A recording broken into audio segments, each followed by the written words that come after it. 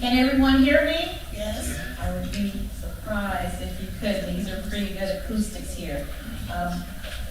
First I'll introduce myself. I'm Judge Rochelle Woodiest. I am one of the judges that are currently in the divisions that handle rented possession cases, anything that comes under landlord tenant cases. I'm in Division 28 here in St. Louis City. I will thank you all for coming out. We want to make sure we get as much good information out to you. I have a few questions general questions for the panel, and then we'll leave time for any follow-up questions from the audience. I was informed that Judge Stovall-Reed will not be able to moderate, so I'm stepping in to help her out. And I was also informed that instead of me introducing each panel member, that they will introduce themselves. So I'm going to take that time to have everyone introduce themselves, starting with Ms. Alverson. Hello everybody, my name is Susan Alverson. I'm the managing attorney of the housing program at Legal Services of Eastern Missouri.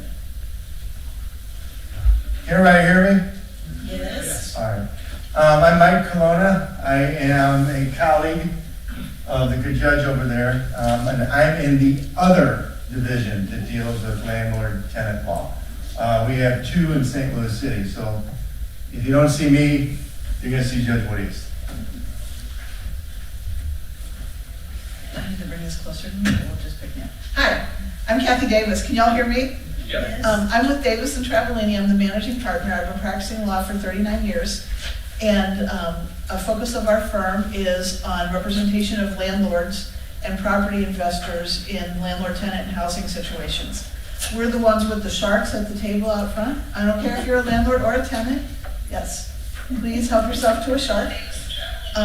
And we look forward to having this evening with you and answering hopefully all of your questions.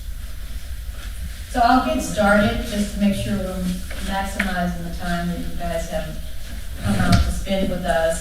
The first question, it's to Susan here, Ms. Anderson, is what are a few of the most common issues that arise between the landlord and the tenant?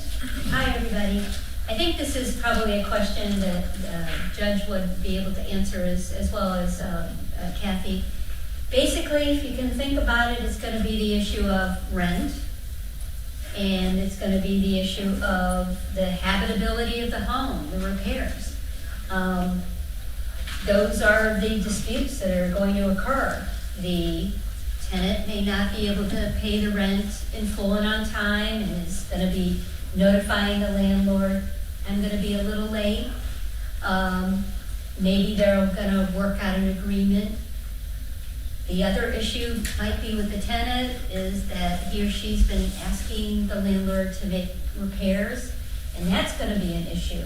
You know, please fix the furnace. Please fix the furnace. And then the next issue would be, what should that tenant do when the landlord fails to fix the furnace? I imagine that everybody here who has been a tenant, those are the two common things that mainly are going to be affecting tenants, and going to be the dispute that the tenant is going to have with the landlord. Of course, it's going to be, hey, where is my rent? You owe me and you haven't paid for a while, and then at some point the landlord is going to seek probably the help of an attorney like Kathy's law firm to try to enforce the demand that the rent be paid. I guess if I can, I would like to add one more thing that comes up, and that is when the landlord gets a complaint about the behavior of the tenant. It doesn't have to do with non-payment of rent, or doesn't always have to do with non-payment of rent, but the tenant is what we call interfering with the quiet enjoyment of other tenants, or there's police calls or that kind of thing, and that has to be resolved in some way. Often the landlord wants to initiate an eviction when that happens. Just to hop in real quick, let's jump back for just a minute. I think it's important for everybody to kind of know that we do know what we're talking about. Of course, Susan has been working at Legal Aid since the 80s, Yes. doing this kind of stuff. Susan and I both started when we were 5. If you were wondering. And they've been doing landlord-tenant law since the 80s as well. Yeah. I've only been a judge for 5 years, and first off, thank you, you just retained me. But every one of us has a different background before we got appointed to the bench. I practiced law for 25 years before I got there. And I also, for any of you in the Old Tower Grove neighborhood, I was an elected official there for 8 years. The people that I represented, not just in the courtroom back in the day, but also in Jefferson City, were you, whether or not you were landlords or tenants.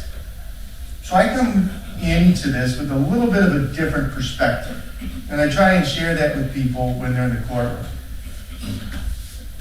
Some of you may be surprised for me to tell you that a lot of tenants, when they show up, are afraid they're going to go to jail. Nobody really explains to them, now this is all about money.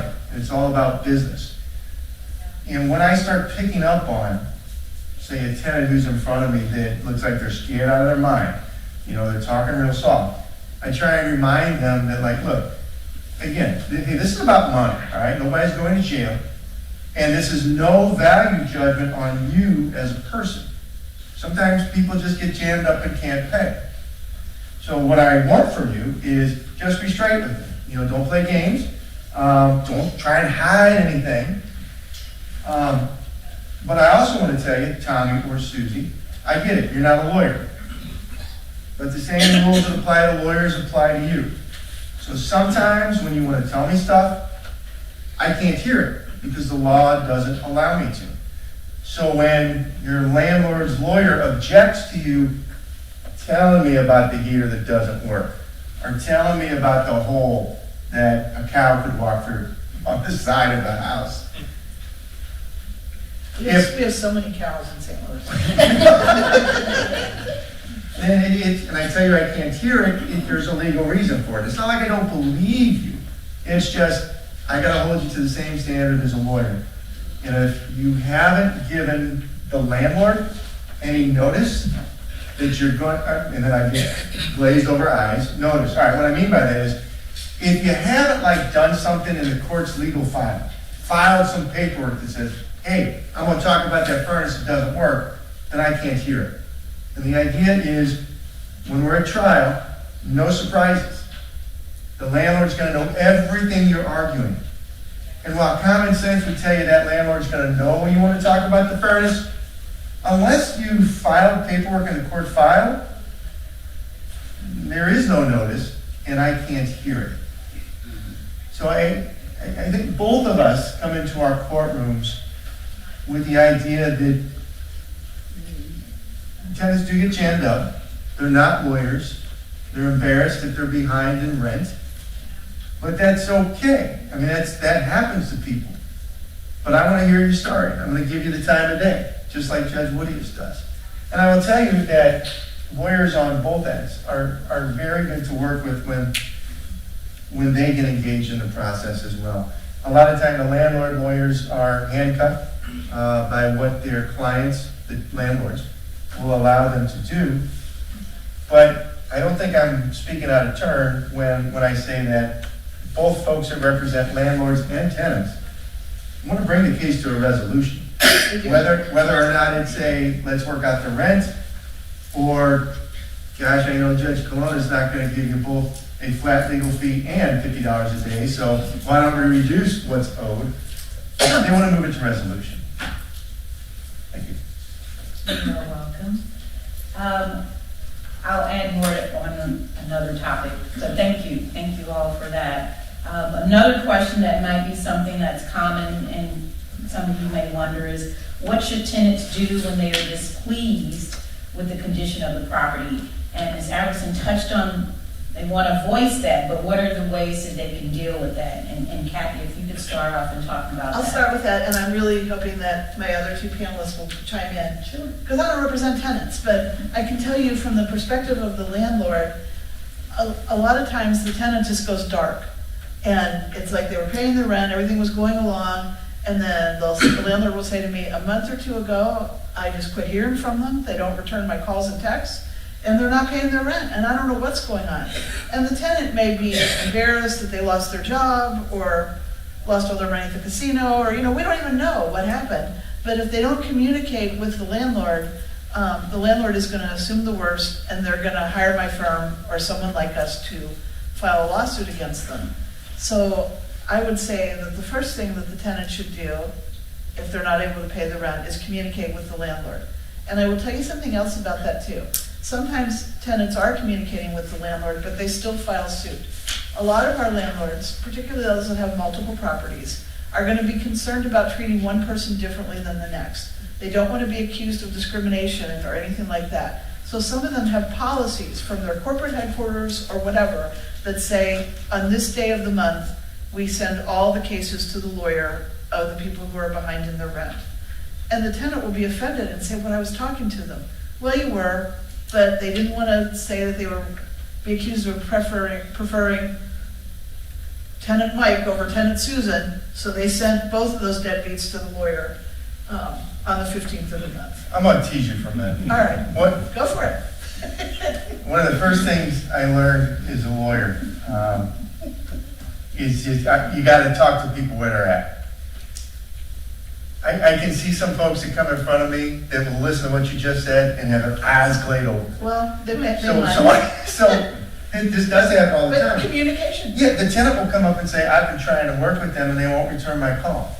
So I'll just say, The here's the landlord has to deal. do it too. I mean, That's normal. yeah.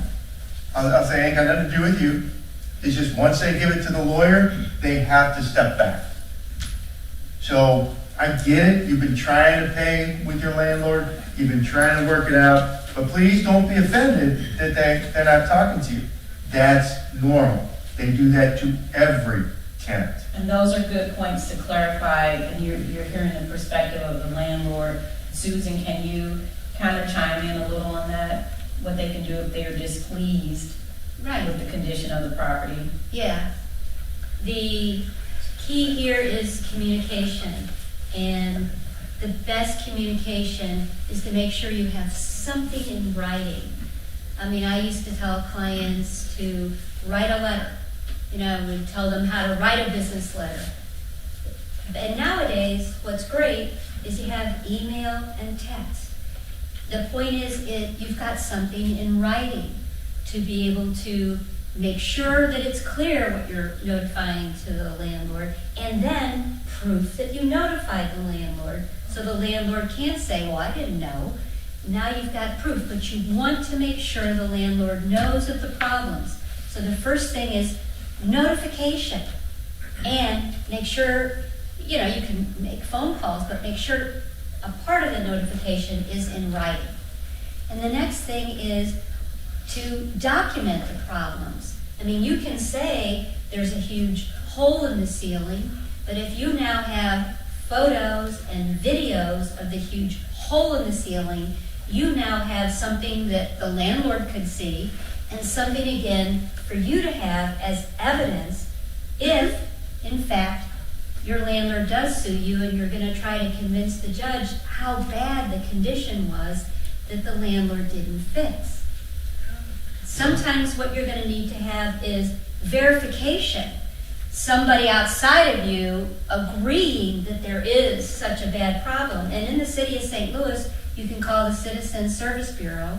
You can request the health or the building inspectors to come.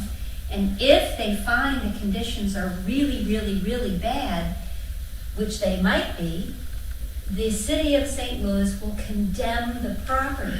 And the good thing about how clear that is in the city of St. Louis is that a landlord cannot collect rent on a property that has been condemned. Of course, when we're talking about condemning a property, we're talking about really pretty bad conditions. They're so bad that the city has decided really nobody should be living there. It's also sort of like a double-edged sword, because if the city formally does condemn the property for occupancy, it ultimately means the tenant will have to leave. But the landlord cannot recover the rent money if it has been condemned. So in summary, notify in writing, document the problems, and maybe call the city to verify the problems that you have. But you want to make sure that you're communicating. And that's what the other panelists are saying. Communication, don't hide from the problem, be polite, sit down, talk, see if you can work out an agreement, you know. And like Judge Colona said, it's not a crime, you know, if you ultimately owe rent, it's not a crime. You could find yourself in court, however. But basically, communication, documentation, those are all things that ultimately are the key. Sometimes it can be so bad that sometimes people withhold rent, but you have to be very careful if you withhold your rent, because if you withhold your rent, the landlord could turn around and then sue you. And then you're gonna need to, as the judge said, make sure that you put in writing, it's basically called an answer, why you held on to the rent, why you didn't pay. We have a pretty good tool right now. It's actually called a toolkit that you can find online at Legal Services. We also have put together something called Tenant Help, which will help you establish your own pleadings. And pleadings are what you have to plead, file, if you're going to be saying, I didn't pay my rent because the landlord wouldn't fix the place. And you're going to be pleading it. And that's what Judge Colona was explaining. You want to make sure that you've put something in writing to the landlord and to the court. You're protecting yourself that way, and you're giving notice to the other side. Let me ask, if I can just ask the audience, how many are landlords? How many are tenants? How many are just random fans of Judge Colona?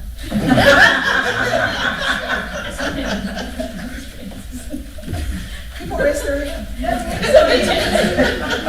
Random fan. So just to kind of circle back on, you got a lawyer on one side, a non-lawyer on the other side. I will tell you, I've seen tenants who have done a much better job than some lawyers who are in front of me. But that's not the rule. Legal services, they do what we call staff the two divisions. We're across the hallway from each other. And in the hallway between the two courtrooms, there's a table that's set up, staffed by legal services people with this information. And if you're a landlord, you might be thinking, oh Lord, that's just going to prolong my case. My experience has been when a lawyer gets involved with a tenant, whether it's legal services or somebody else, that actually helps us move the case forward and bring it to resolution quicker and a more satisfactory resolution that doesn't come back 10 days later for a new trial, doesn't get appealed. So it's, legal services is always operating on a shoestring budget, but the fact that they are there to help people is a good thing. So I'll move on to the next question, and I think we've touched on it a little, but let's flesh it out some more. What defenses, if any, exist when the tenant stops paying? And I know we've talked about filing things. Susan has talked about filing some responses, some answers as to why you stopped paying. But if Judge and also Ms. Alverson, if you can talk a little bit about some of those defenses when tenants stop paying their rent.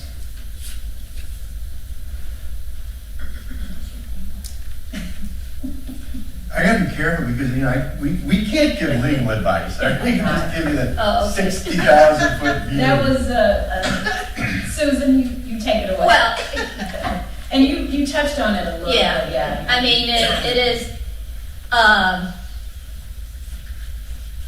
So usually, I would say that the most common. Well, there are more than one reason, but the most common reason is that the tenant has gotten upset for what.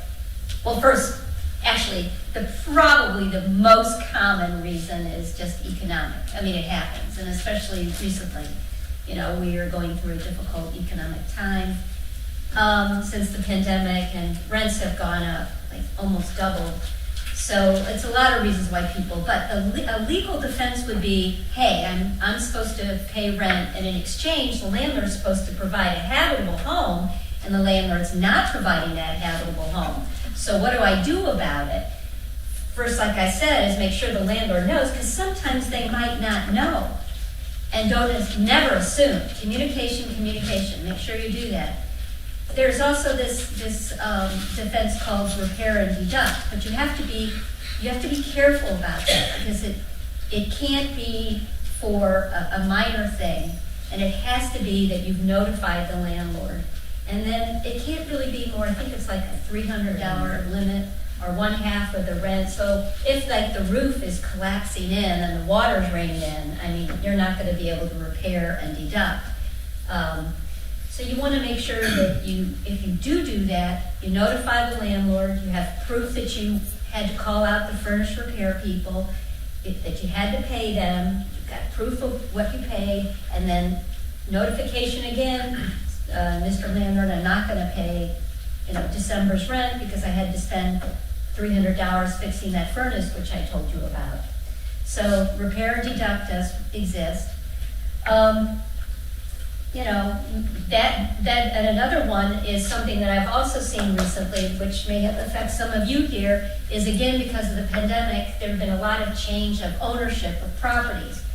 And sometimes the little landlord has gotten out of it, and some of these big national corporate landlords are coming in, and it's confusing to the tenant as to who actually is my landlord. Who am I supposed to be paying the money to? That certainly does create a problem, and notification to the old landlord would be a good idea. And then the new landlord, if it's actually a change of ownership, not a change of management, but a change of ownership, the new owner is supposed to notify the tenant in writing and say, hi, we own the property, I'm the landlord, pay me. And they're supposed to give you some proof that they own it. Otherwise, you could find yourself the victim of a scam. Somebody claiming to be the owner, claiming that you should pay them the money. So an up-and-up landlord, an up-and-up new owner will definitely give you a written notice telling you who they are now and that they're the person who you're supposed to pay. But that could be a definite defense in court if you don't know who your landlord is. Thank you.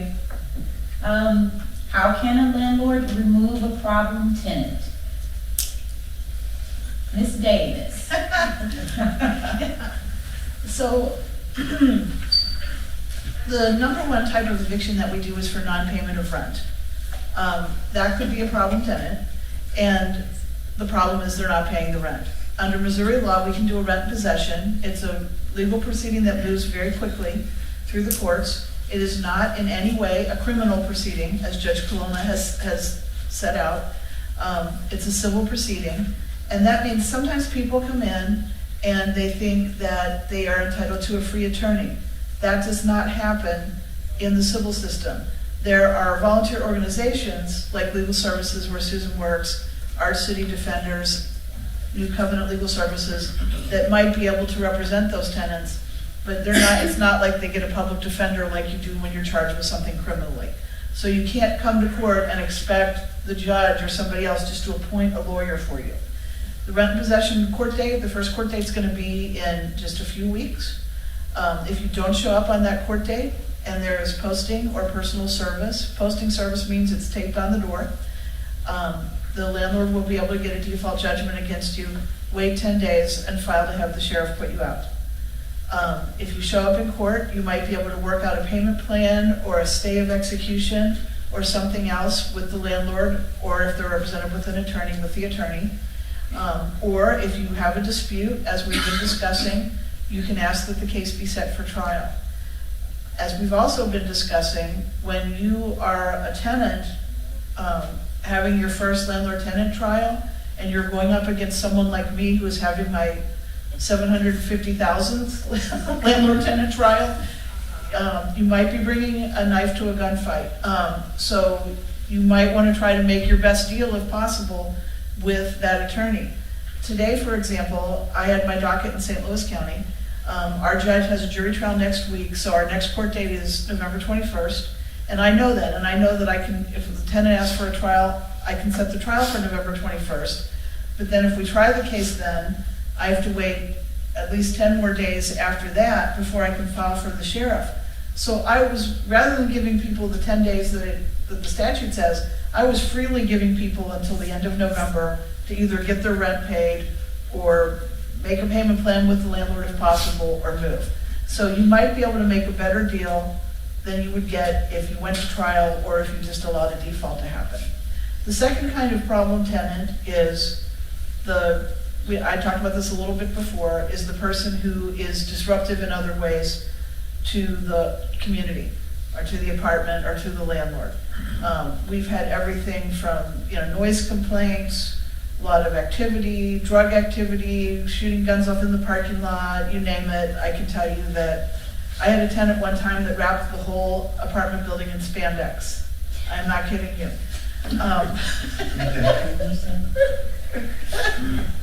So when that happens, when you violated, it's called a material breach of the lease, a fancy term for you've done something that's really violating the lease, not just forgot to put your trash can in once or that kind of thing. It's a material breach of the lease. The landlord can terminate that lease by giving you a notice, either 10 days or a month, depending, and then file an unlawful detainer. If you stay over after the end of the termination period, you run the risk that the landlord will be able to collect double rent and double damages from you if they file the unlawful detainer suit. There is also a special kind of eviction. We refer to them as 441s because that's the statute number, and they are super fast evictions that we will only do if we have a police report and there's an actual crime. And I'm sure if you're the neighbor of someone who's a criminal, you're going to be happy if your landlord decides to do a 441 against the criminal next door. We had one recently in Overland. It was a 4-family, and they were manufacturing fentanyl in one of the units. And that's dangerous to everybody else. So that met our criteria to do a 441 and get them out pretty quickly. If you're a landlord, this is all I want to say on this topic. There are a ton of lawyers out there. Find a lawyer that does this all the time. Because not a day goes by where we don't have lawyers come in and do what I call play fast and loose.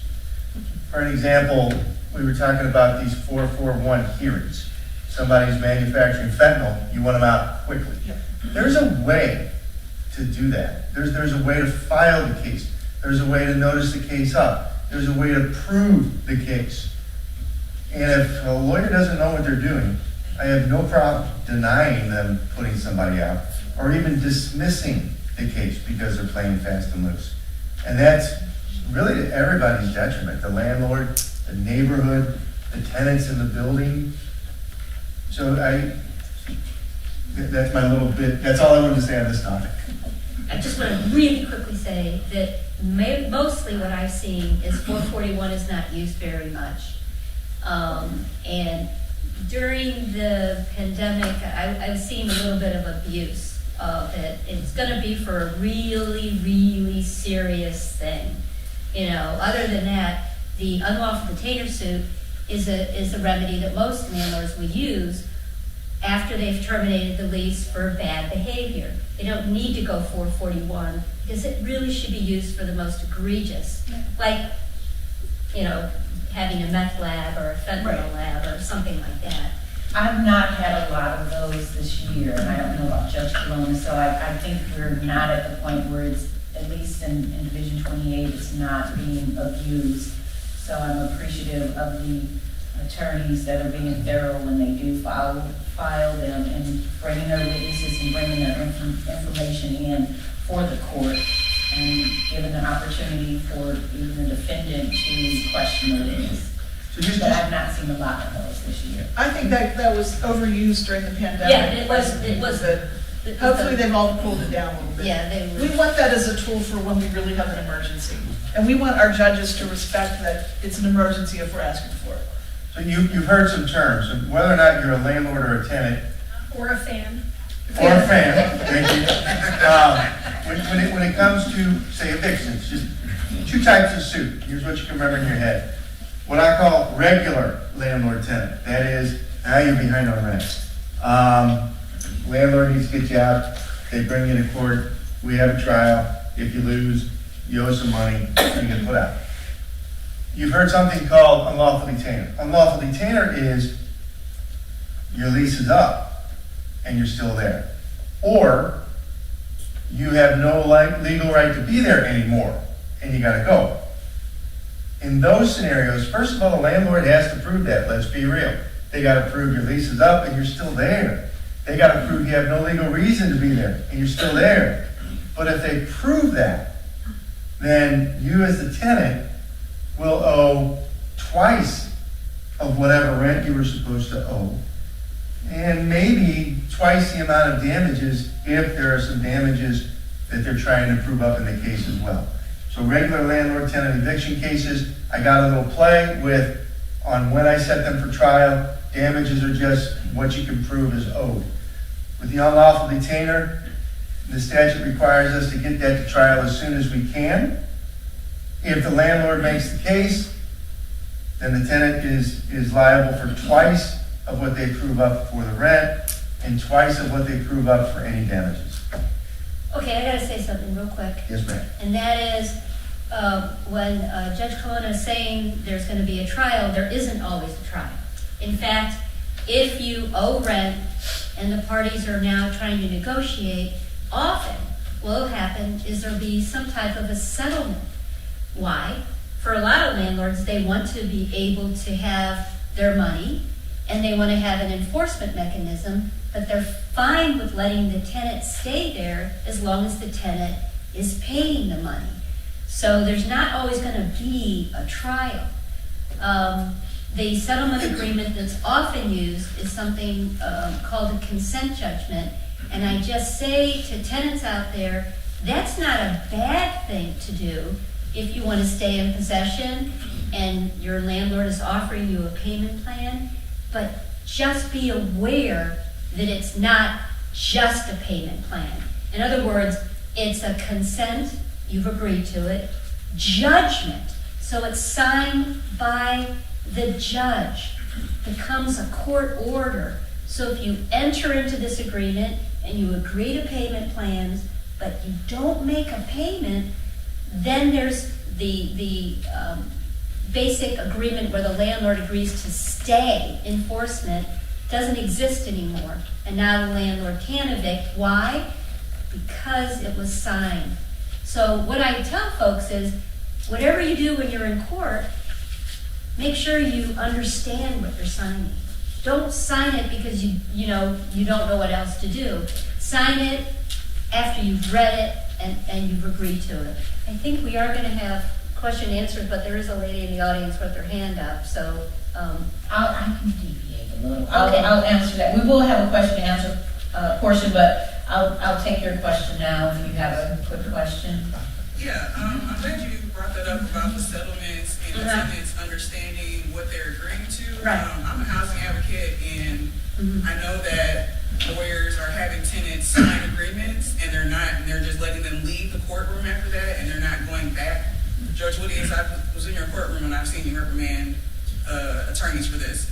But people are leaving, and they're not understanding what they're signing. So could you speak to that, or what tenants should do when they're getting in settlements, that they should stay and actually come back and speak to the judge? Most judges, what they will do is, and I've seen this over and over again, is that when the tenant and the landlord have met and they've signed something, and then the landlord is approaching the judge to sign it, the judges will usually say to the tenant, did you read this? Did you agree to it?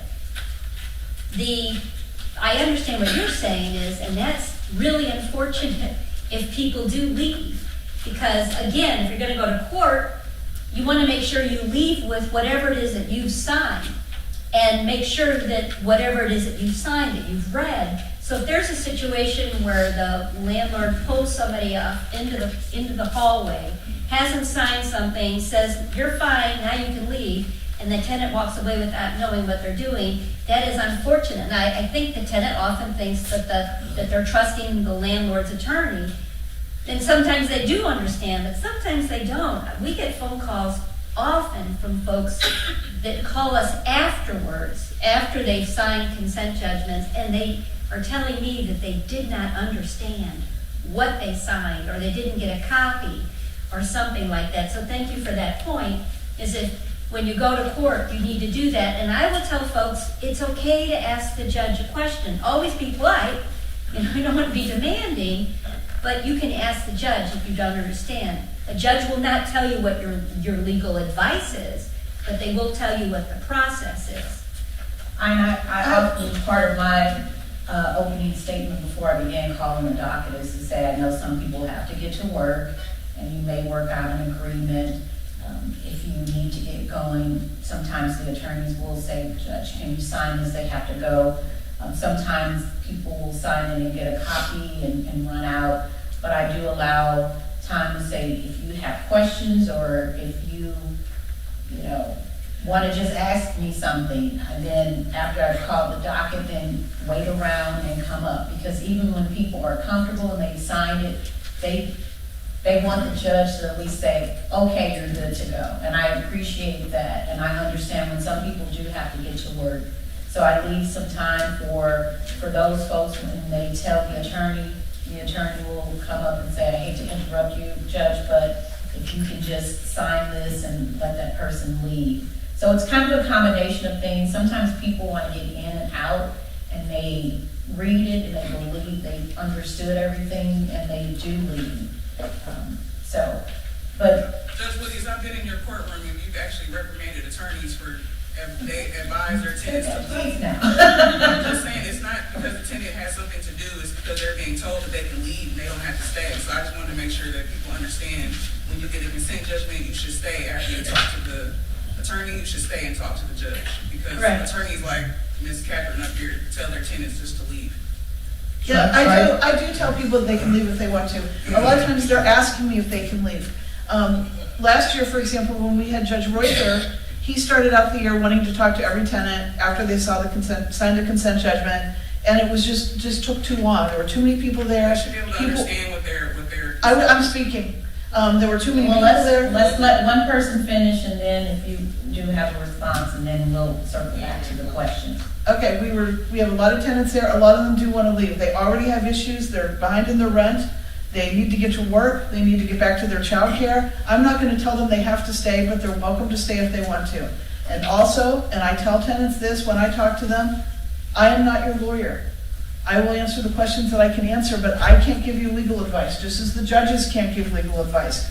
If the tenant wants to go up and ask the judge any questions about the judgment, there are some questions they can answer, and there are other questions that they're going to consider to be legal advice, and they're going to say, I'm sorry, I can't answer that question. So we try to be respectful of people, respectful of their time. We get to court early so that we can take people who are there early and get them in and out if that's what they want. But we're fine with it if they want to talk to the judge too. To And we're avoid this, welcoming, right, Judge? We welcome everyone, so we want to make sure. I think both these judges are. that they- I mean, all my they judges wanna I'm in front of are good about Stick that. around I and think. talk with us. so my clerk reminds me all the time, I'm the judge, I can do what I want. So what I want is, You can do what the Missouri legislature lets you do. and this is how we start, right? First of all, you're all adults, all right, whether you're a landlord or a tenant. So, hi, welcome to the division. Check with my deputy. You might be in the wrong courtroom. If you are, there's going to be a judgment against you. So check with my deputy. And here's the deal. When you talk to the lawyer, you work something out, do not leave this courthouse until you come and see me.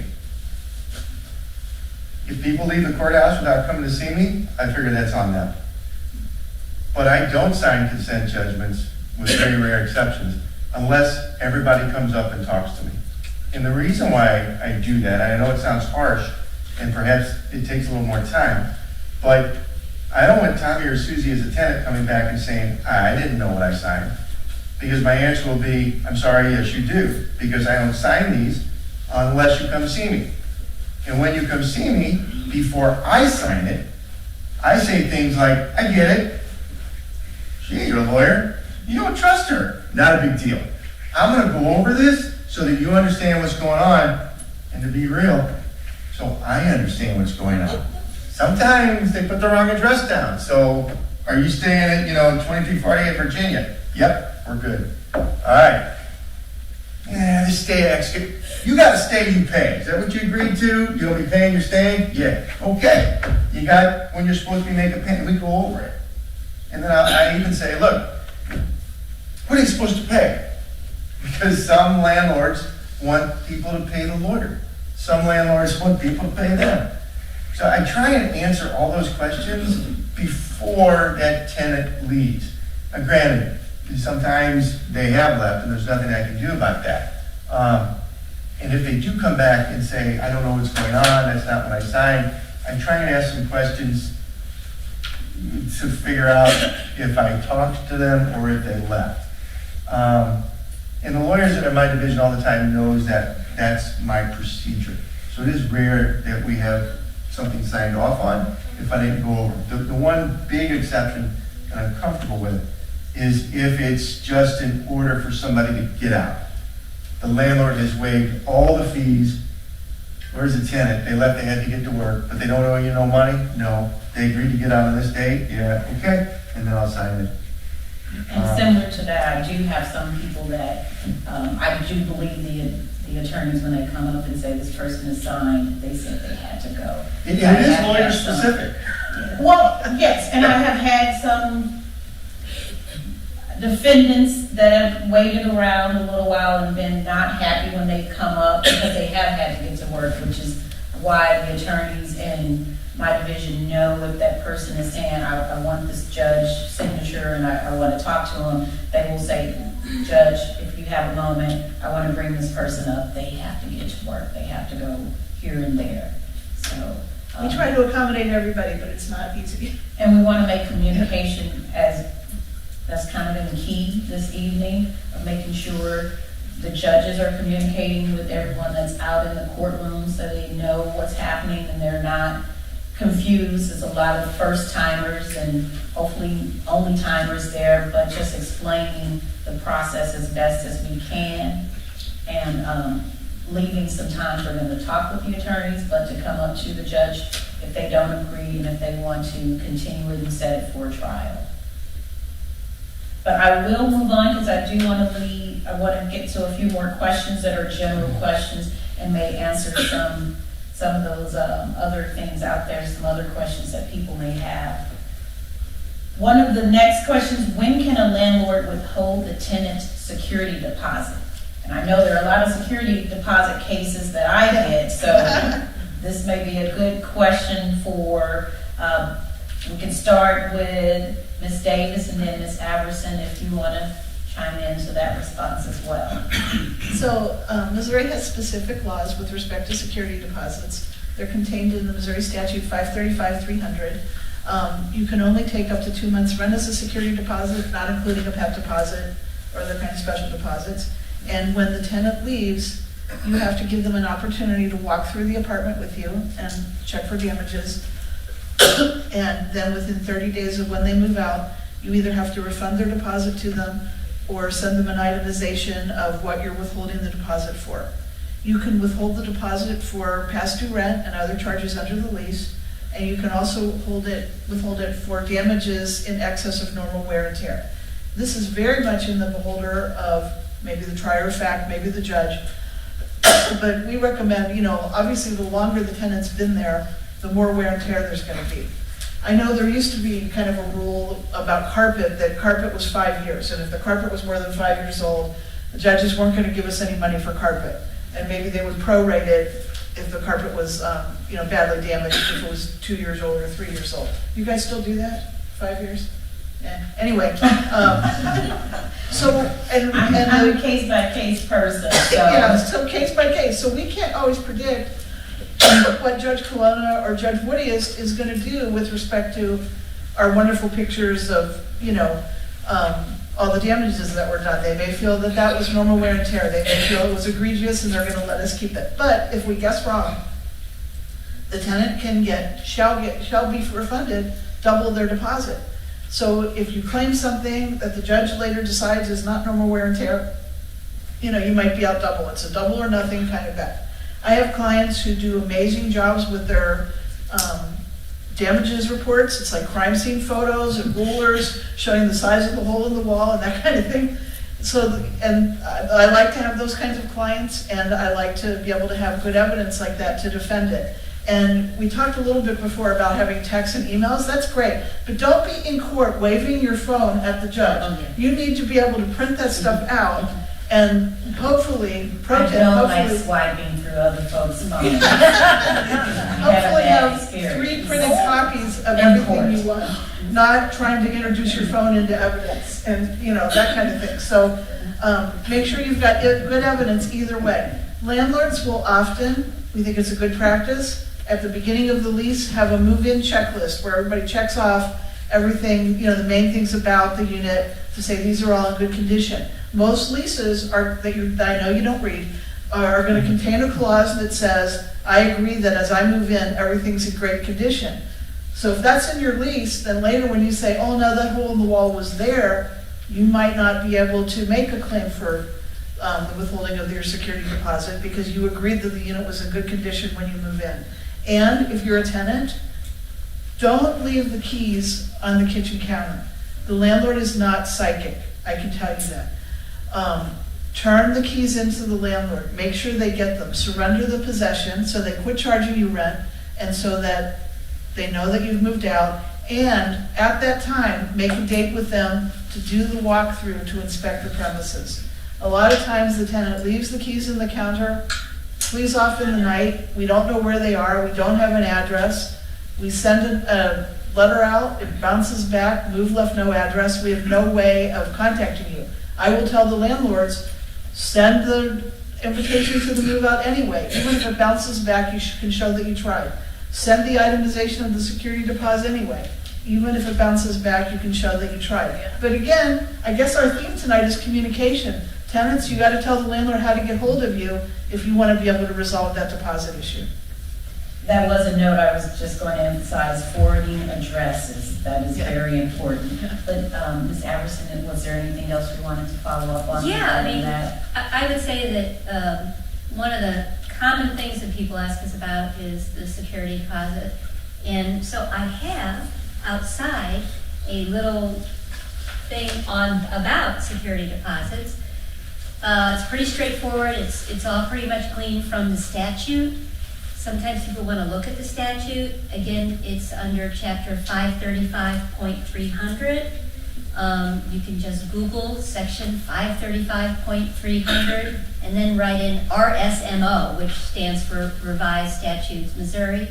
But even without that, I'll just go through this stuff. A lot of it's what Kathy said. The lender can't charge you more than 2 times the monthly rent as the security deposit. Security deposit is not rent. Sometimes the landlord and the tenant can reach an agreement when the tenant is moving out and she's been a great tenant and everybody agrees, the place looks great, the landlord's going to not ask for the last month's rent in exchange for the security deposit. But that's an agreement that folks have to make in writing. You know, when you make an agreement with somebody, make sure it's in writing. It doesn't have to be legalese. It just can be dated, you know, a couple of agreements as to what the parties have agreed to, then signed by parties. Anyway, when you make your security deposit payment, you want to have proof of the payment. Because when you leave and you're going to ask the landlord to give it, to refund it, maybe you're going to have a landlord that's going to say, you never gave me a security deposit. Now you got the issue of trying to prove it. So just like anything else, make sure you have proof of that payment. You don't want to make it so that the landlord's not going to return their security deposit. So you want to remove all your belongings so the landlord can't say that you're still in possession. Or, you know, that the landlord's had to spend so much money getting rid of all your trash and cleaning the place up. So you're going to want to have proof. And what's the best proof? Photographs, videos. So you're moving out, you move out all your stuff, clean the place, and then take photographs. So So now the landlord can't charge you for cleaning, can't charge you for removing your belongings, and you've got proof that you left it in good condition. Because you're gonna request that money back, the landlord's gonna ignore you, you're gonna file that suit in small claims court, which is, I think, what Judge Woodiest was saying you do, right? Small claims court. And then, the judge is gonna wanna have proof that you paid the security deposit, that you requested it back, and that you left the unit in good condition. So those are things that you need to do to protect yourself. Basically, again, you can use it for unpaid rent damages, but only if the landlord agrees to it. And now there's the whole thing about giving the landlord an address. You don't have to give your landlord your new home address. And why would you not want to do that? You didn't get along with this landlord. You're kind of scared of this landlord. You don't really want this landlord to know where you live. But you need to give some type of an address. You can give a P.O. box address. Maybe you're going to give an address where you can pick up your mail, from like a relative or a friend, or parents or something. But you have to give some address because the landlord can say, how can I return it? I didn't know where they were. So that's an important thing to do. And in terms of returning the keys, that's a good point that Kathy made. So sometimes I do have clients that do not want to interact with that landlord. Again, they're afraid of this landlord. They don't want to have any interaction. So I say it's best to give the key and get a written and dated key receipt if you can. But if you can't do that, because you can't reach the landlord or because you're afraid, then tell them in a text message or an email, I have left. I have left the keys, and then say where you've left them in the house so the landlord can find them. And then take a photograph of you putting the keys wherever you've put them. So now you've got proof. But notification is again the key here. And I'm not trying to make a pun, but notification is the key. You want to make sure that the landlord can't say, I didn't know you moved out. I didn't know you returned the keys. I didn't know where you moved to. And don't want to open the door to the landlord wanting to sue you. Make sure you've left the place in nice condition so the landlord has every reason to give you back your security deposit. Anyway, that's all set out in that little flyer Susan out did there. bring her flyer. I brought sharks. No, definitely get a copy of her flyer. It's very good. Okay. Thank you both. What are the pros and cons of having a written lease? Me or you? You can go. Okay. So I think that you should always have a written lease. If you don't have a written lease as a landlord, you cannot collect things like late fees or attorney's fees because they have to be in a written contract to get them. It's also good to memorialize the agreement between the two parties. We have, hey Mike, did Chris ever make it down here? I haven't seen him.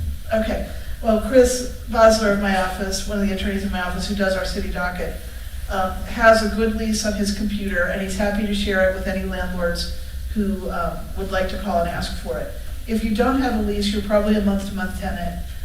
Either side can terminate that tenancy on giving a month's notice. That might be advantageous to some people, but you could still do a written agreement for a month-to-month tenancy that would set out everything. What does the tenant pay? What does the landlord pay? With respect to utilities, that kind of thing. I talk to a lot of tenants who come to court who don't understand what they are supposed to have paid and are questioning charges on the ledger. So I have a written lease, and I can say, look, it says here in paragraph 10 that the landlord will bill you for your share of the water or whatever it is. So I think it's good to have all those terms set out in writing. Yeah, there's advantages to having a month-to-month tenancy. Could just be mobility if the tenant wants to leave. The problem with that is that a landlord can terminate a month-to-month tenancy by giving a 30-day written notice. It needs to be 30 days from the next due date. There doesn't have to be a reason. Just to make sure that they give them a 30 days notice from the next due date will end the month-to-month tenancy. So the good thing about a written lease is it gives you at least that security. Most leases are for a year, and the landlord can't just suddenly change the terms in the lease. If the rent is $800 a month, it's $800 a month. They can't suddenly raise it. So you've got definite terms when you have a written lease. Now, at the end of that lease, the landlord can say that the landlord's not going to renew the lease, and could, at that point, change the terms, like, well, now I'm going to raise the rent. But at least during the fixed term, again, it's usually a year, you would know Yeah, all the different. that's a good point. If you have a month-to-month tenancy, the landlord can also raise the rent giving you a month's notice, or change other terms.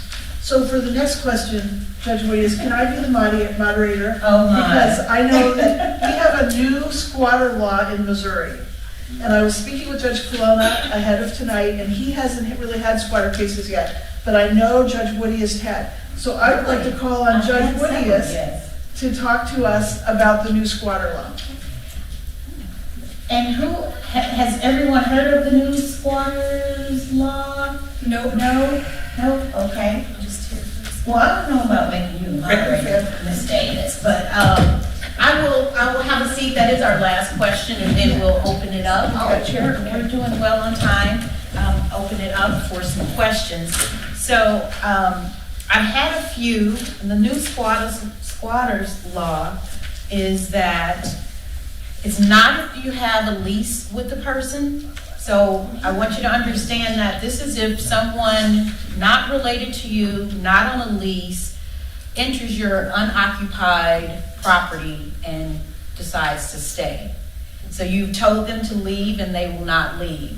So the new law is, it's like an ex parte order, if you all have heard of those, where the landowner comes into the courthouse, files for an ex parte hearing to be heard in front of either Judge Colona or in my division within 48 hours. That person is coming in to explain to the court. They are asserting under, they're swearing that they are the property owner and this person is unlawfully occupying their dwelling. There are some other things that they can request, that that person is not to destroy any of the property, is not to come near that property, and we hear that information within 48 hours. There is, after that, a court date in which that person is to be served and come back to court. So we set another hearing to hear from that person.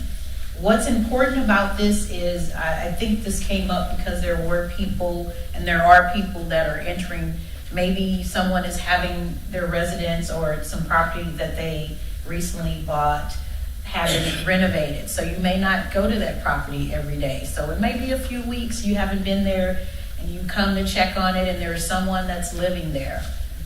Unfortunately, there are also some people that are out there selling property falsely, and I think Ms. Davis mentioned something about that, where they have found some property, they list it, they post it, and the person comes in and they've changed the key, they've entered onto the property, they show this person, this new renter, the property, and they began to collect rent, or they get a huge deposit from them and say, this is all yours. So then the real property owner comes by a few days or weeks later, and there's someone living in their new property or their old property that they've been renovating. So this law came about. I've had a few cases, and just kind of understanding that this is not a rental case, it's not an unlawful detainer case that we've been speaking of. This person absolutely has not entered into any agreement with you, so most times it's strangers. It shouldn't be a relative, that's also in the statute. So that cousin that came to stay and won't leave, you can't file this for them, even if you'd like to. So those are the basics, and usually at the hearing, I'm giving the plaintiff and the defendant who's been served, because the sheriff's department has gone out and served them, giving them an opportunity the plaintiff to address the matter and the defendant to give their defense. And I know that there are people out there selling property, because that was one of the cases that I had. And unfortunately, that person thought that they were renting to own, and they were not. So that's kind of the bare bones of that. Judge, could you talk briefly about the 3-month requirement? Oh, okay, thank you. So that property, it says it shouldn't have been occupied the last 3 consecutive months. So I think this is trying to also differentiate between if you're renting this property and that person was on the property, and you can't use the squatter's law to oust them. You have to use either, whether it's rightfully a rent and possession case or an unlawful detainer. So this, to us as lawyers, this is kind of similar to the 441, particularly as a brand new statute. We don't want to burn the judges. We don't want to get in there and bring a case that is not a squatter case, that, the landlord's just tired of this tenant, and, they think they're squatting because they're living there without paying rent, and that's not what the definition is. So I'm very grateful to have Judge Woodiest and Judge Colona here to talk to us about these and how they've been handling them, because they're so new. And we don't want to do the wrong thing. And we don't want to represent someone and not be able to win, because Judge Colona says he'll dismiss it. So just, again, it's, when you think about an ex parte order, it's just like orders of protection, all right? This law only went into effect in August. And again, it's a 2-step procedure. Step 1, landlord or the representative comes in, files something, and then they have to prove to us that they've checked all the boxes, like, all right, this person is not a relative. This person hasn't rented from us in the past 3 months. And just a whole checklist of things that we go through to make sure that people aren't playing games. If initially we're satisfied that those boxes have been checked and nobody's playing games, great. We issue the temporary order and we set it for a hearing. I'm just going to say as soon as possible, because we need a little flexibility for a good cause showing. Example, if you're going to come back in a full hearing and try and prove all these bad things are happening, I want somebody sworn in. I want testimony. I want document evidence. I want evidence. So for good cause shown could be, my witness can't be here, Judge. All right, I'll give you some more time. And that just goes back to what I want to drive home. Again, some lawyers are going to play fast and loose. Some lawyers are going to think they can walk in and have us sign everything. We don't. And if that lawyer's playing fast and loose and you're their client, you'll know. They will have told you something and then not be able to produce. Last follow-up. Susan has said a couple of times, tenants may be afraid of their landlord. If you're a landlord, you might be thinking, no, seriously? No. If you're a tenant, you might be like, bring it on, no big deal. However, I will tell you, the first jury trial I had in front of Judge Henry Uptree, where I represented the tenant, the landlord's method of collecting rent was to put the tenant in the hospital. You might think that didn't really happen. Well, when the landlord is wearing boots that say honcho on the bottom, and the tenant has honcho stamped in his head because his wife took the picture at the hospital, it does happen. I know nobody here is going to do that, but some of you as landlords,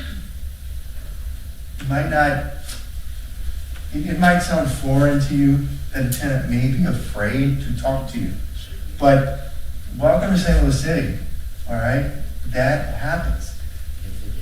And it's not a reflection on you and what you're doing, unless you are that jerk that's collecting rent like that. And if we find out about it, ain't gonna be pretty. Well, we also had, Judge Woodiest and I had the trial, actually Chris tried it, with the tenant who left the courthouse and texted her juvenile age son to come and meet her to go and shoot the landlord. And they shot the landlord's adult son in St. Louis County, so it was a different jurisdiction. And it was juvenile, so we had trouble getting issues, but that caused a lot of problems for the court and for us, locking down the offices, extra bailiffs, I don't know what else. But that can go both ways, so it's good to try to keep the temperature down. And again, There what's our could be theme problems on tonight? both sides, yeah. Communication. The one case I had with the new squatters law was, unfortunately, the defendant who thought she was buying that residence. We were able to talk, the defendant and the plaintiff, and although she had to leave, they understood. They understood that there was a huge problem with her being on the property and not realizing that she was there unlawfully. They recognized that they couldn't get any money from her for the damages, so, that request being denied didn't bother them as much. What damages? And the person was renovating also. The person who thought she owned the property was renovating. So she was making some changes also with the property. I'll just put it like that. But the resolution was that they understood that she was wrongfully, or I'm looking for a nice word, but that she was swindled. And they also recognized that they would have to make some repairs and they just weren't going to be out of pocket. And they knew that this person just had a hardship because this person was now, unhoused and had nowhere in the vicinity to go. And she recognized that she was swindled and she had to find another residence as well. So that's an unpleasant example, but both parties were able to kind of appreciate that unique situation and not yell at each other and threaten each other and walk out of the courtroom understanding that this was just an unfortunate situation. The rest of the cases have just been people that have gone onto property and decided to stay, so. And while we're talking about that, is there anybody here from the Conflict Resolution Center? Yay. Hey, we want to recognize you ladies. Thank you. I do want to recognize our Conflict Resolution Center Yeah. and put you on the spot. Could you stand? Yes. Could you stand and tell everyone what you do? They sit with us every Friday, but tell everyone what you do. Well, I'm Janisha. I am the case coordinator, so a lot of times when the intakes come, I'm the one that tenants talk to for our landlords. And I come to the docket on Fridays and lead the team. And I'm Denise. I am the programs manager at the Conflict Resolution Center. What we do is we are neutral, so we're not on the landlord side, we're not on the tenant side. We're here to kind of give you guys a space to address your issues, to see if you can handle things on your own. It can still be a filed eviction or even a non-filed eviction, but we are an agency that works to draft agreements. So sometimes a tenant may want a trial or a landlord may want a trial, and then we can say, hey, would you like a judge to decide for you, or do you want to have a voice and kind of come up with something on your own? And we can mediate. We, Judge Colona and Judge Woodiest refer cases, if it's a match party that wants to mediate, they send them to us. And we sit you with a trained mediator to kind of work out the dispute. And it's free. Oh, yeah, that's part of it. It's free. It's free to you, paid for by the city that you live in. So that's But free to you. And a lot of times they have been very successful in just getting both parties to listen to each other. Because sometimes you're talking, waiting for the other person or the other person is waiting for you to stop talking so they can talk, and they're not listening. So having mediators just to sit and come to some agreements, and they draft, sometimes it's a page of agreements and sometimes it's 2 lines, and get people to really work out something where they don't have to go to trial, and they've been successful. We've had some landlords to come back and dismiss cases, or they've worked out other agreements that have been to both parties' advantage. Yeah, so if you want more information about it, we do have a table outside with our outreach manager. Her name is Sheila. She has brochures and magnets and cards if you want more information about it. Thank you both for being here.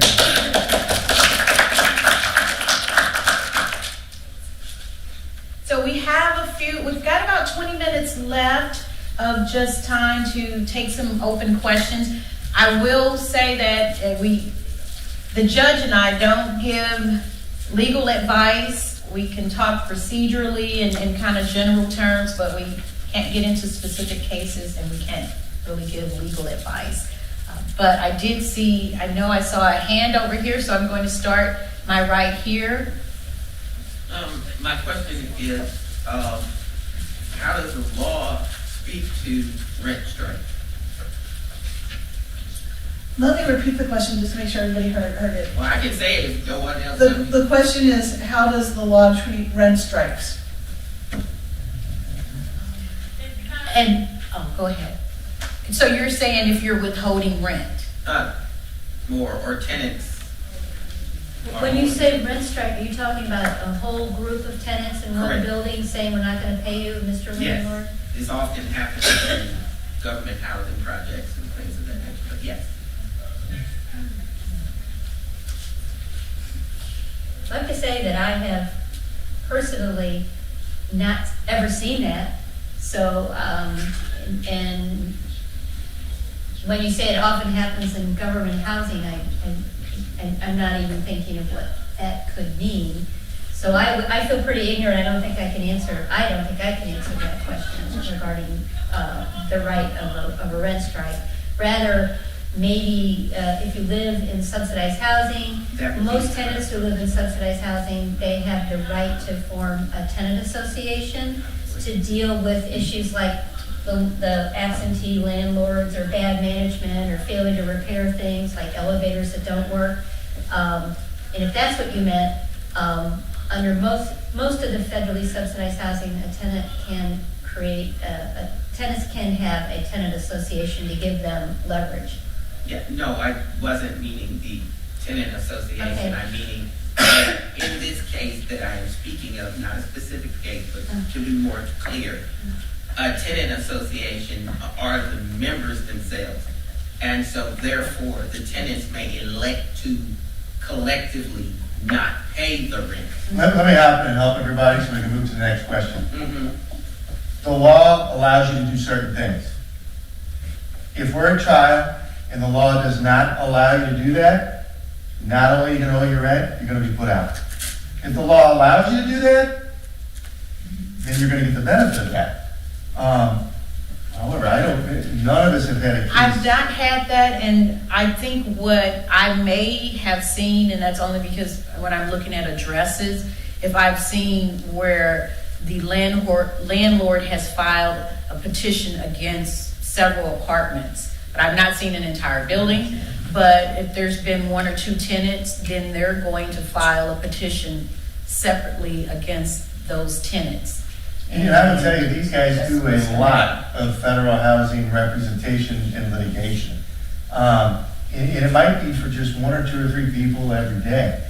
But because they do that and are so familiar with federal law and what people's rights are when they are living in subsidized housing, they have, and I hope this is part of the reason why y'all do it, they have forced the landlords and the management companies of those federally subsidized housing units to up their game, to do what they're supposed to be doing. So they do a good job, is what I'm saying, trying to make sure. That's all. All right. Just asking a question. But I hope you heard, at least thought about the part where the landlord can file if it's a few tenants' separate petitions. I'm not a landlord, I'm an activist, so it's not in my purview. Okay. Be concerned. And there's a question, I'm sorry, in the far back. Good evening, everyone. Good evening. How y'all doing? I am a housing advocate as well.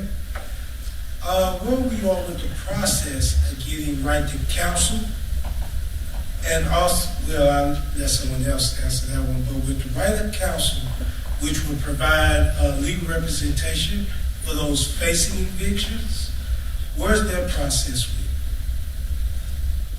Susan, I know that Dan has told me a little bit about that, but do you want to take that one? Or? Well, the City of St. Louis, the Board of the Alderpersons did create basically a law pretty much asking for that. It is then would had to have been funded by the city of St. Louis. So the city of St. Louis then did fund a pilot program to see about that issue. It's not really necessarily a right to counsel. Right now, how it's been used is for folks are being notified that they may be able to be represented by an attorney. And right now, Legal Services of Eastern Missouri has that contract. But for all intents and purposes, it's not everybody, because that would be like not almost the absolute impossibility. You'd have to have hundreds of lawyers. It's basically a pilot program right now because the funding wasn't very large. Is it income-based for you? It's for specific, For us, yeah. zip codes. Yes. There's another question, ma'am, you had your hand raised. Excuse me. So, basically, I had a landlord that removed me from the property within 10 days, and now he signed judge 90 days. Is that legal? Basically, what I'm stating is the landlord asked me to leave on June 24th, and I was evicted on June 22nd, but the judge signed off on me being evicted on September 9th. So I was supposed to have 90 days, but the sheriff's office was called within less than 48 hours. Is that legal? Well, the sheriff would not go out and put you out if they didn't have a judgment, an enforceable judgment to base their execution on. My locks were changed, so essentially, yes, I was forced out. And that was through the sheriff. Yes. Yeah, that's what the sheriff does. We didn't talk about this at all yet, so let me just go over that briefly for you. When you lose an eviction case, either through default or through losing a trial, or you did a consent judgment and you don't move by the date that was given, the landlord can file what's called an execution. This goes to the sheriff's department, and the sheriff generally comes out, posts something on your door, but they're back pretty quickly, and the process now is, not what it used to be, but it is now, that the sheriff and the landlord meet there at the property at a designated day and time. The sheriff supervises the landlord changing the locks. The sheriff usually walks through and checks the apartment to see if there are any people there, contraband, drugs, that kind of thing. And then the locks are changed and your things are still inside. You may be able to talk to the landlord to get your things out, but it's legal for them to do it. It's legal for them to lock you out with a valid judgment. The sheriff would not have done that without having a valid judgment. So maybe you were mistaken about how much time you had, but it sounds like if the sheriff went, that they had a legal basis to do that.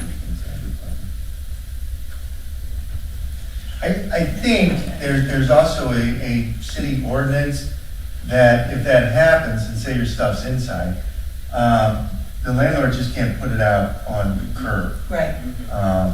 And It's a problem. Yeah, it is a problem. But Yeah. is that a city ordinance, I believe? Well, the city decided a number of years ago, it was Alderman Grigali. He got mad because there was a big eviction in his ward of a big house, and there was just stuff for blocks just out on the curb, because that's what they used to do. The sheriff would supervise the landlord moving everything to the curb. And so they decided to enforce the littering ordinance against landlords who were doing evictions this way. So the sheriffs in the city and the county decided that they were going to go to this lockout process. And Alan Baker, our great friend, got the legislature to add some language to the to state law saying that the landlord would not be responsible for the personal property if they follow through the sheriff's process. I have one more question to add on to that. I'm trying to get the case reopened, but in the midst of the 2-day eviction, I did find out the apartment was not up to code, and I had been living there with hazards. How do I get the case reopened to fight? Well, you're not probably going to be the case reopened, but it was hard for me to follow what you were saying, because I don't understand what you mean when you say that there was an order and then 2 days later. I'm sure that there may be some confusion with some facts. On the other hand, if somebody did change the locks and there wasn't a court order, then that's an illegal action. And that's So- basically what did occur, because I do have it in the judgment state that I'm not supposed to be out until September 4th, but I was removed. So you're saying you went to court Yes. and you signed a document, some type of a consent judgment, maybe? We came to an agreement, because before I called the city out of the city to do the health inspection and find out if it was up to code or whatever, we came to an agreement. I had pictures, like you had suggested, of all of the damages that were occurring. Me and the landlord came to agreement, they will fix the damages and I will pay. They never came out to fix them, of course, I never paid. So then I called the city out. By the time I called the city, 2 hours later, I'm being called by the landlord, get out.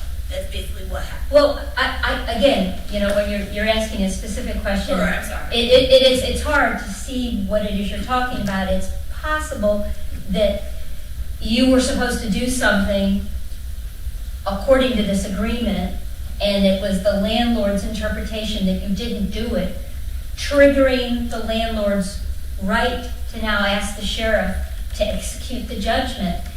And without knowing what exactly happened, it may not be, in your mind, illegal. I don't know. Right. So. So I will tell you, I've had situations where a tenant comes in and says they're putting me out and they're not supposed to. So we'll go into the file, and if there's a question in my mind, like I don't know what's going on, I'll stop the eviction, I'll set it for a hearing, so that we can ask these questions and get to the bottom of it. Sometimes it is the landlord's fault, they're doing something they shouldn't. Sometimes the tenant didn't do something they were supposed to in the consent agreement.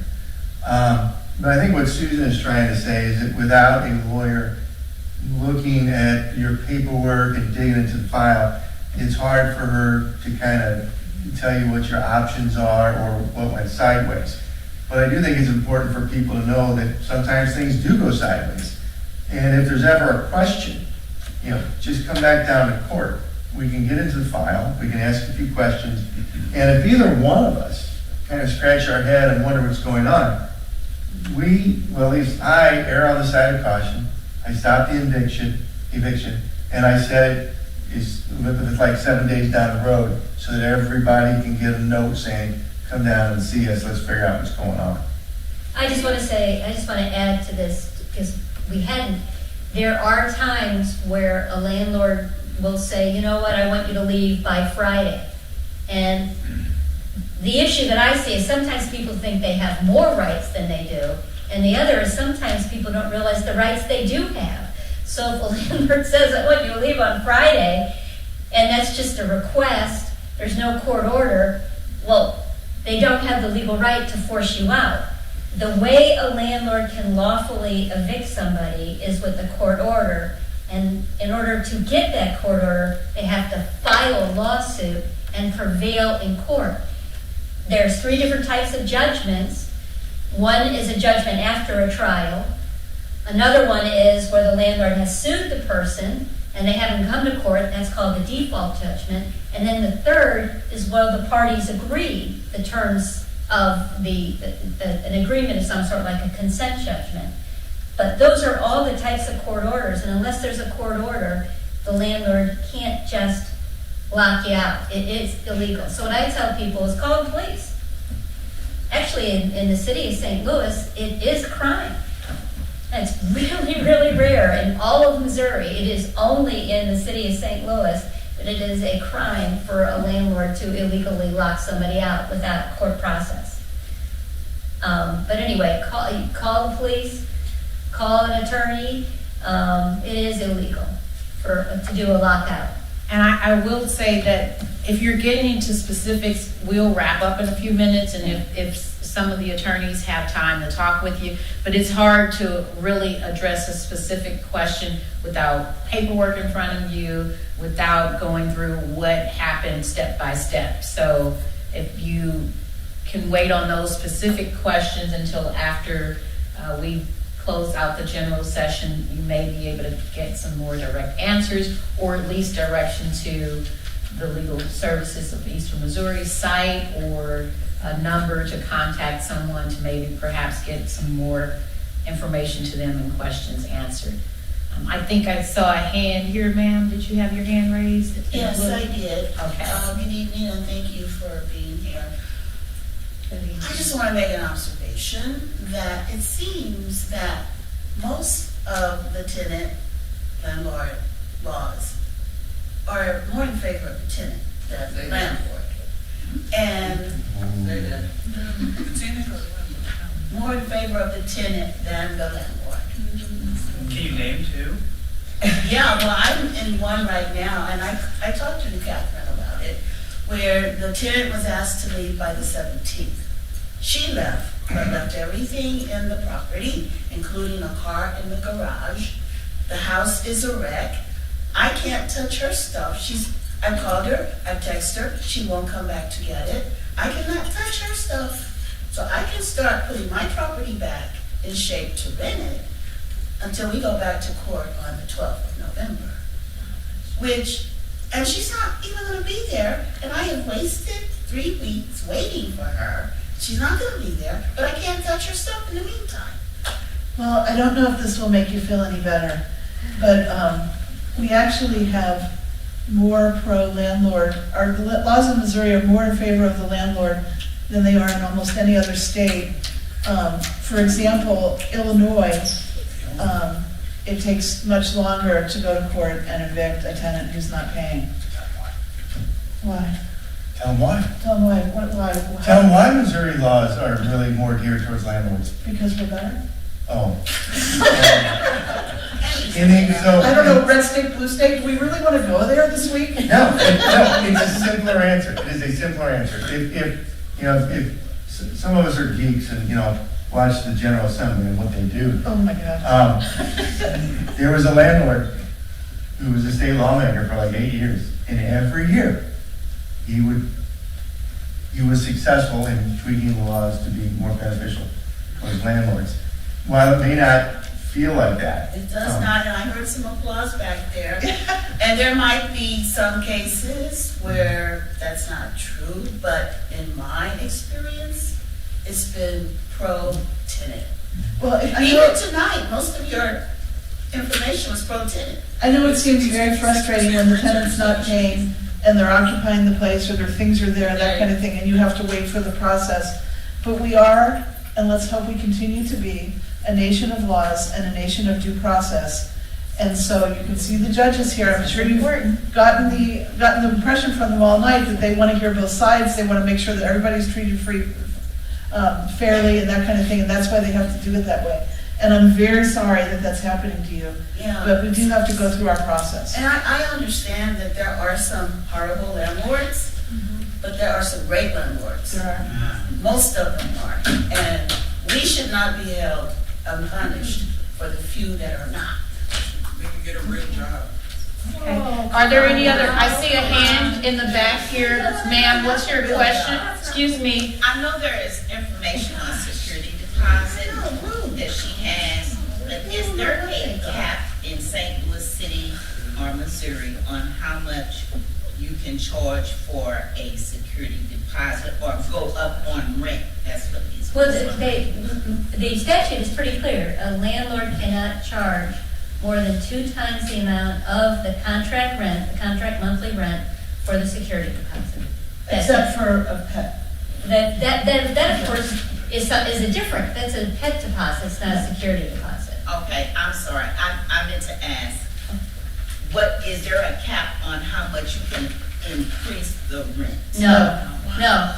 It is not. I mean, if you want to. If your rent's been $1,000 and landlord wants to charge $10,000 a month, well, he or she is not going to get $10,000 a month unless it's, some mansion. No, unfortunately, it's driven by the market. Yeah. There is no cap. In places like New York City, there's like rent control, but not in St. Louis and not in Missouri. Thank you. We've got time for one last question, and yes, ma'am, in the back.